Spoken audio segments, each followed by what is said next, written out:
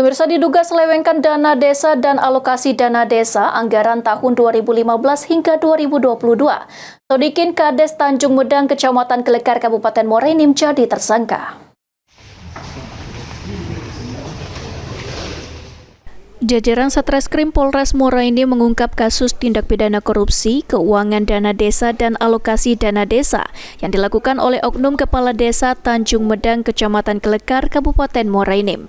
Aksi kejahatan dilakukan tersangka selama 7 tahun mulai dari periode pendanaan tahun 2015 hingga 2018 dan 2020 hingga 2022, di mana tersangka menjabat sebagai Kades selama 2 periode, yakni periode tahun 2012 hingga 2018 dan periode tahun 2020 hingga 2025.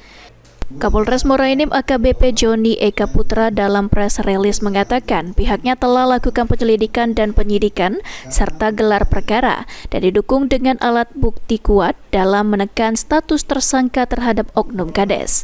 Dalam aksinya tersangka tidak melibatkan perangkat desa dalam menerapkan dana desa, sehingga tersangka dijerat pasal berlapis tentang pemberantasan tindak pidana korupsi.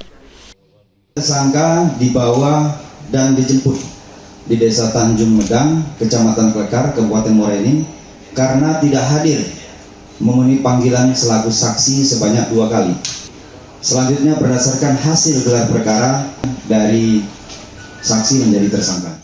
Tersangka sendiri dalam keterangannya mengakui perbuatan yang dilakukan tersebut salah dan hasil korupsi digunakan tersangka untuk kepentingan pribadi, untuk kehidupan sehari-hari dan keperluan anak sekolah.